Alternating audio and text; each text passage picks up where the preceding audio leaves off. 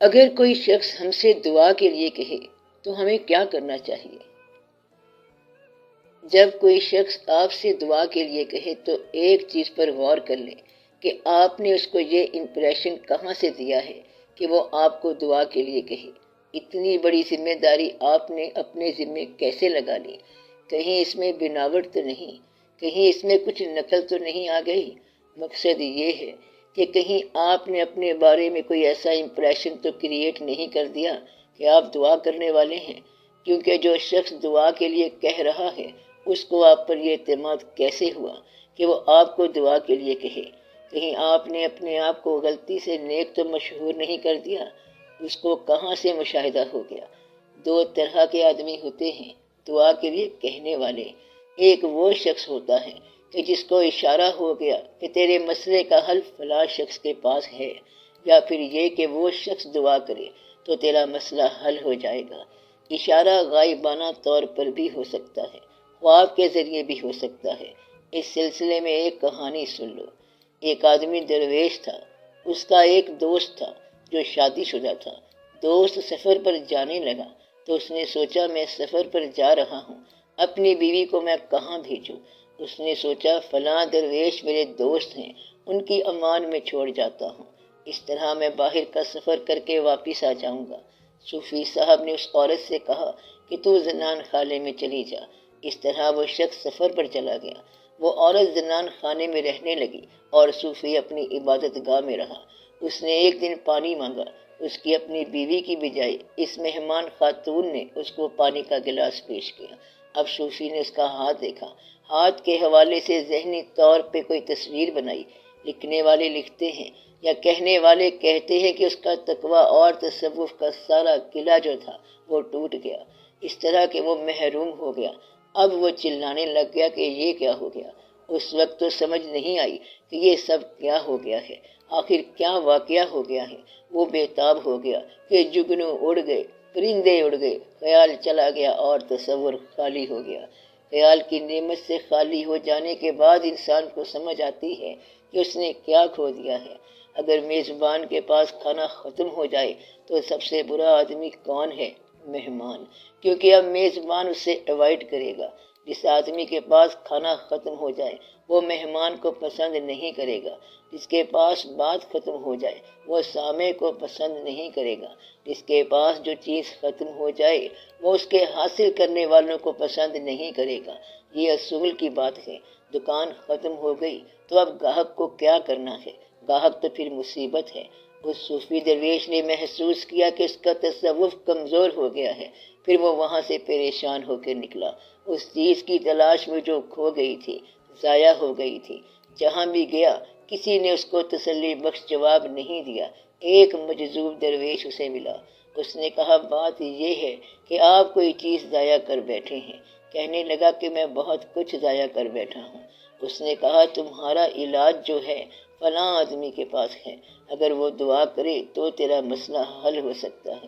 وہ اس آدمی کے پاس گیا۔ آگے جا کے اس نے کوئی اور ہی منظر دیکھا۔ وہاں دیکھا کہ ایک مجذوب قسم کا آدمی بیٹھا ہے۔ اس کے پاس ایک چھوٹا سا خوبصورت لڑکا ہے۔ وہ اس بچے سے پیار کرتا ہے اور اس کے پاس شراب کا پیالہ رکھا ہوا ہے۔ وہ بچے کو شراب پلاتا ہے، خود بھی شراب پیتا ہے اور اس سے پیار کرتا ہے اور بوسہ بھی دیتا ہے۔ وہ یہ منظر دیکھ کے حیران رہ گیا۔ صوفی نے سوچا یہاں سے واپس چلو کیونکہ یہ وہ آدمی نہیں ہو سکتا۔ تب اس آدمی نے صوفی کو آواز دی کہ بابا کدھر جا رہا ہے؟ اس نے کہا میں آیا تھا کسی کام سے، لیکن لگتا ہے میں غلط جگہ پر آ گیا ہوں۔ اس نے کہا تو غلط جگہ پہ نہیں بلکہ صحیح جگہ پر آ گیا ہے۔ میں تیرے لیے دعا کرتا ہوں، تیرا مسئلہ حل ہو جائے گا۔ اس بزرگ نے دعا کی اور مسئلہ حل ہو گیا۔ صوفی کو اپنا کانٹیکٹ واپس مل گیا۔ صوفی صاحب نے کہا اب ایک اور سوال پیدا ہو گیا ہے۔ سوال اب یہ پیدا ہو گیا ہے کہ یہ کیا ہے؟ جب آپ نے میرا اتنا بڑا مسئلہ حل کر دیا تو محسن ہونے کی حیثیت سے یہ بتائیے کہ یہ کیا ہے جو آپ کر رہے ہیں؟ یہ کیا ہے جو آپ نے میرے ساتھ کر دیا؟ وہ کیا ہے؟ انہوں نے کہا کہ بڑی آسان سی بات ہے۔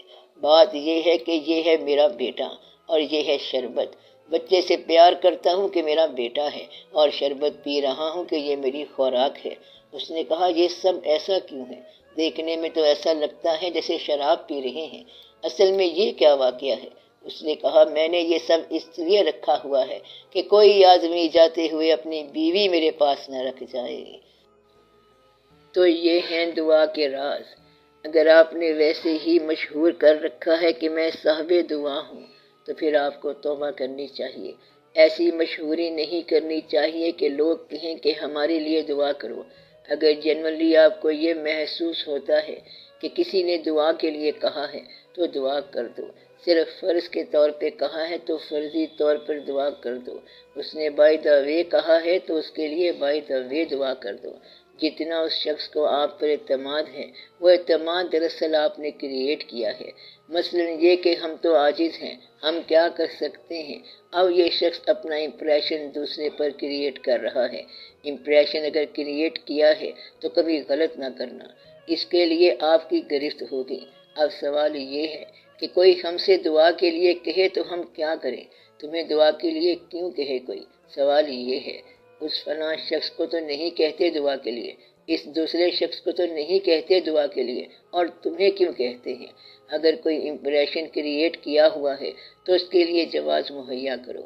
ہم کسی سے دعا کے لیے اس وقت کہتے ہیں جب کوئی مسئلہ اتنا تیز ہو جائے کہ ہمیں سمجھ نہ آئے کہ کس سے کہیں۔ مجبور آدمی ہر ایک سے دعا کے لیے کہتا ہے، ہر ایک سے اس لیے کہتا ہے کیونکہ اس کو پتہ نہیں ہوتا کہ اصل میں کس سے کہنا ہے۔ انسان خدا کی تلاش میں کبھی خانقاہ کے پاس چلا جاتا ہے، تلاش خدا کی بتاتا ہے اور مسئلہ اس کی صحت کا ہوتا ہے۔ چاہیے کیا؟ شفا۔ گیا کہاں؟ خانقاہ میں، یا کسی بندے کے پاس، یا ڈاکٹر کے پاس، یا حکیم کے پاس۔ گویا کہ تکلیف والا آدمی بلا وجہ بھی آپ سے دعا کے لیے کہہ سکتا ہے۔ جب آپ کو تکلیف ہوتی ہے تو آپ دعا کا سہارا لیتے ہیں، جو کہ دراصل خدا کا سہارا ہے۔ دعا کے لیے کسی کو کہنے کا مطلب یہ ہے کہ خدا کے لیے درخواست ہے کہ اگر اللہ سے تمہارا تعلق ہے تو تم میرے لیے دعا کرو۔ کسی سے دعا کے لیے کہنا اچھی بات ہے، لیکن دعا کو مشہور ہونے کے لیے جواز چاہیے۔ یہ میری وارننگ ہے کہ ایسا نہ ہو کہ تم مشہور کر دو کہ تم دعا کرتے ہو۔ باقی جہاں تک دعا کا تعلق ہے تو اللہ تعالیٰ کا حکم ہے کہ دعا کرنے سے مسائل حل ہو جاتے ہیں۔ آدھی زندگی کی مشکل تو دعا سے ہی حل ہو جاتی ہے، باقی کوشش سے ہے۔ اس بات کو آپ یوں کہہ لو کہ زندگی میں دو چیزیں ہیں، ایک کوشش ہے اور ایک نصیب ہے۔ کوشش سے بہت کچھ حاصل ہوتا ہے، لیکن جو بنیادی نصیب ہے یہ دعا کا حصہ ہے، دعا کی تاثیر ہے، یہ کوشش سے حاصل نہیں ہوتا۔ کوشش سے آپ کوئی اچیومنٹ کر لو گے، لیکن دوسرے شخص کا دل مائل ہونا نصیب کی بات ہے۔ سفر کا انجام اچھا ہونا نصیب کی بات ہے۔ اس منزل پر جانے والے کئی مسافر راستے میں رک گئے۔ آفاق کی منزل سے گیا کون سلامت، اسباب لٹا راہ میں یہاں ہر سفری کا۔ تو کوئی لوگ راستے میں رہ گئے۔ نصیب جو ہے یہ دعا سے بنتا ہے۔ کامیابیاں بے شک کوشش سے بنتی جائیں، مگر وہ کامیابیاں جو کوشش سے بنتی ہیں بعض اوقات نصیب کے برعکس بھی ہو سکتی ہیں۔ بات سمجھ میں نہیں آئی کیا؟ یہ بہت غور کرنے والی بات ہے کہ ایک آدمی اپنے مقصد میں کامیاب ہو گیا اور کامیاب ہوتے ہی زندگی میں فیل ہو گیا۔ کبھی ایسی مثالیں دیکھی ہیں آپ نے؟ تاریخ عالم میں دیکھا ہوگا اور تاریخ پاکستان میں دیکھا ہوگا کہ مقصد کامیاب ہو گیا اور زندگی ناکام ہو گئی۔ اگر گنہگار کا مقصد کامیاب ہو جائے تو وہ گنہگار ہو جاتا ہے، اور مقصد ناکام ہو جائے تو گناہ سے بچ جاتا ہے۔ چور کا منصوبہ کامیاب ہو جائے تو چور، لیکن وہ زندگی میں فیل ہو جاتا ہے۔ مقصد یہ ہے کہ ہر برائی اگر اچیومنٹ میں کامیاب ہو جائے تو وہ اپنے اصل مدعا میں فیل ہو جاتی ہے۔ لہذا ضروری نہیں کہ ہر کامیابی اصل کامیابی ہو۔ اگر مقصد برا ہو تو کامیابی بہت بری چیز ہے، اگر مقصد اچھا ہے تو ناکامی بھی بہتر ہے۔ مدعا یہ ہے کہ مقصد کا انتخاب نہ ہو تو پھر کامیابی اور ناکامی دونوں میننگ لیس ہیں۔ دعا کے ذریعے آپ مقصد کے انتخاب میں کامیاب ہو جاتے ہیں تو اس بات کی دعا کرنی چاہیے کہ یا اللہ مجھے مقصد کا انتخاب کرنے میں آسانی فرما، یا یہ دعا کرنی چاہیے کہ یا اللہ مجھے کوئی صاحب دعا ملا اللہ تعالیٰ نے قرآن پاک میں ساری باتیں دعا کے ذریعے بتائی ہیں کہ یہ دعا کیا کرو، مجھ سے یہ چیز مانگا کرو، اسے خوشی ہوتی ہے۔ فرماتا ہے کہ مجھے یہ کہا کرو کہ اہدنا الصراط المستقیم، اے اللہ ہمیں سیدھا راستہ دکھا، صراط الذین انعمت علیہم، ان لوگوں کا راستہ جن پر تیرا انعام ہوا۔ ساتھ ہی ساتھ یہ بتا دیا کہ یہ راہ ان انسانوں کی راہ ہے جن پر اللہ کا انعام ہوا۔ گویا کہ جب اللہ مہربان ہو جائے تو انسانوں کی راہ سمجھ آ جاتی ہے۔ یہ تو نہیں ہو سکتا کہ اللہ کی راہ ہو اور کوئی آدمی چلا نہ ہو، آج تک کوئی نہ کوئی ضرور چلا ہوگا۔ ان لوگوں کے نقوش پا دیکھو جو اللہ کی راہ پر چلے ہیں، ان لوگوں کو دیکھو جو اللہ کی راہ پر چل رہے ہیں۔ اگر ان لوگوں کے ساتھ تعلق نہیں ہے تو آپ یہ سمجھ لو کہ اللہ کے راستے کے ساتھ تعلق نہیں ہے۔ یہ جو کہنا ہے کہ اللہ کو کہ سیدھی راہ دکھا، اصل میں اس کا راستہ دیکھنے والی بات ہے۔ سب سے زیادہ کامیاب راہ بلکہ ایک ہی راہ ہے اللہ کی، اور وہ ہے وہ راستہ جو اللہ کے محبوب صلی اللہ علیہ وسلم کی طرف سے، وہی راستہ صحیح ہے، باقی سب راہیں غلط ہیں۔ زندگی میں آپ جو کامیابی حاصل کر رہے ہو یہ میننگ لیس ہو سکتی ہے، شہرت حاصل کرتے ہو یہ دھوکہ دے سکتی ہے، دولت حاصل کرتے ہو یہ نقصان دے سکتی ہے۔ راستہ وہی ہے جو اللہ تعالیٰ کے محبوب صلی اللہ علیہ وسلم کی طرف لے جائے، اور اس راہ پر چلنے والے جب آپ صلی اللہ علیہ وسلم کے ساتھ چلیں گے تو صرف وہی راستہ صحیح ہوگا، ورنہ راستہ نہیں ملے گا۔ کہیں ایسا نہ بننا کہ شہرت کے لیے آپ اپنے آپ کو اور حقیقت کو زخمی کر لو۔ دولت اور شہرت کے علاوہ ایک تیسری چیز بھی ہو سکتی ہے۔ تیسری چیز جو ہے اسے کہتے ہیں لذت وجود۔ تو اب تین چیزیں ہو گئیں، یعنی دولت، شہرت اور لذت وجود نفس۔ ان تینوں میں اگر احتیاط کی جائے اور ان تینوں کو اگر کلمہ پڑھا دیا جائے تو سمجھو کہ آپ کا راستہ آسان ہو گیا۔ یہی تین مقامات ہیں جہاں سے آپ کو خطرہ ہے، اور چوتھا مقام ہی کوئی نہیں۔ شہرت حاصل کرنے کے خیال کی اصلاح کرو، دولت حاصل کرنے کی تیز رفتاریوں کو دھیما کرو، اور اپنی لذت وجود کی جو خواہشات ہیں ان کو ٹھیک کرو۔ یہ تین کام آپ کر لو تو آپ کی زندگی کامیاب ہو جائے گی۔ یہ تینوں کام جو ہیں اکثر ان میں مشکل ہو جاتی ہے انسان کو، اور وہ تینوں ہی سے نقصان اٹھاتا ہے، اور پھر انسان ایسے ہوتا ہے جیسے زخمی پرندہ، نہ وہ اڑنے کے قابل اور نہ واپس جانے کے قابل۔ تو وہ نہ شکار کے کام آیا اور نہ شکاری کے کام آیا۔ اس لیے یہ دیکھنا چاہیے کہ آپ کیا کر رہے ہیں۔ جب کوئی دعا کے لیے کہے تو آپ دیکھو کہ اس نے کیوں کہا۔ اگر کوئی تعلق کے بغیر دعا کے لیے کہتا ہے تو وہ ایسے ہی سرسری کہہ رہا ہے۔ آپ بھی کہہ دیں کہ اچھا میں دعا کر دوں گا، دعا بھی کر دو کہ یا اللہ بہتری فرما۔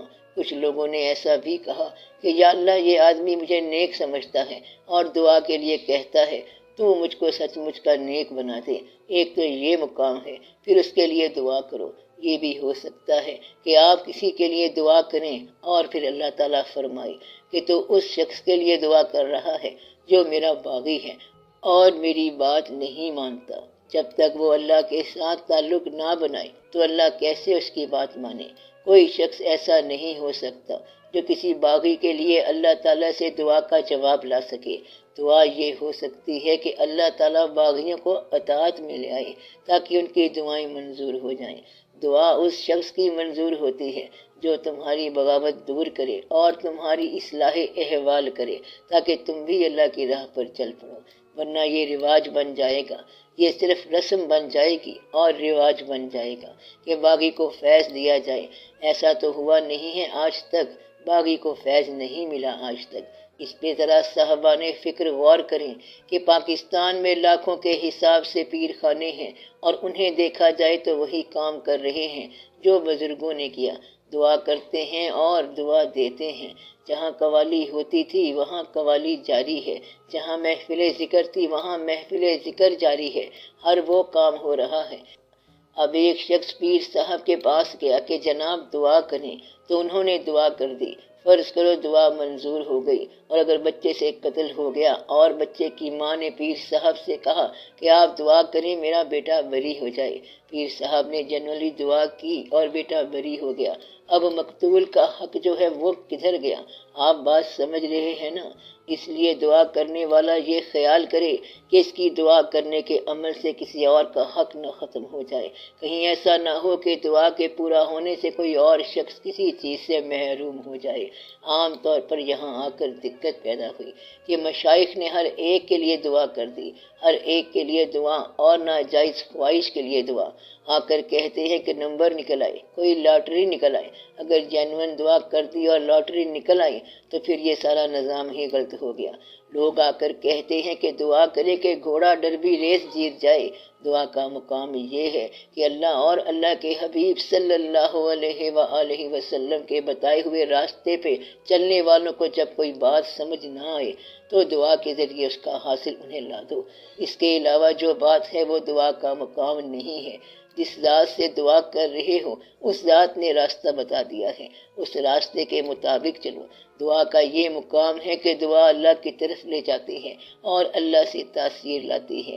ایک شخص جو یتیم کا مال ہضم کر گیا کہتا ہے کہ دعا کرو کہ بس اللہ مجھ پر رحم کرے، اللہ تجھ پر تب رحم کرے گا جب تو یتیم کا مال واپس کر دے گا، اب تو ظلم کرنے کے بعد رحم مانگ رہا ہے تو یہ تو بڑی غلط بات ہے، اس لیے دعا کے پردے میں بڑے ظلم ہوتے رہے ہیں، اللہ تعالیٰ رحم فرمائے۔ اب آپ دعا کرنی بند ہی کر دو، اب آپ جنرل دعا کرو، قوم کے لیے دعا کرو، ملت کے لیے دعا کرو کہ یہ بچ جائے، اور وہ لوگ جنہوں نے ملک کو کھایا ان کے لیے دعا کرنی چاہیے کہ یا اللہ یہ حصہ ان کو ہضم نہ ہو۔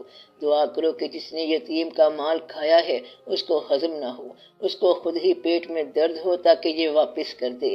ایک دوسرے کا مال ہضم کرنے کی بجائے اس کی عادت اب بدل جائے گی، آپ ایک دوسرے کے مال نہ کھایا کرو، مال یتیم نہ کھاؤ، ایک دوسرے کا مال بھی نہ کھاؤ اور دھوکہ نہ کرو۔ جتنی باتیں اللہ تعالیٰ نے منع کی ہیں ان باتوں سے بچو۔ پھر دعا کا مقام یہ ہے کہ جہاں کوشش نہیں پہنچاتی وہاں دعا پہنچائے گی۔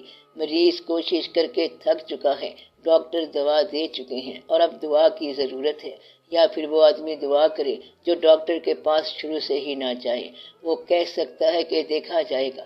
دعا کے ذریعے چلنے والے بے شمار لوگ ہیں جنہوں نے آج تک ڈاکٹر کی ایک گولی بھی نہیں کھائی، وہ دعا کے قائل ہیں اور دعا کو مانتے ہیں۔ اس لیے یہ دیکھو کہ اللہ کے ساتھ تمہارے تعلق کی جتنی رینج ہے اتنی ہی دعا کی رینج ہے۔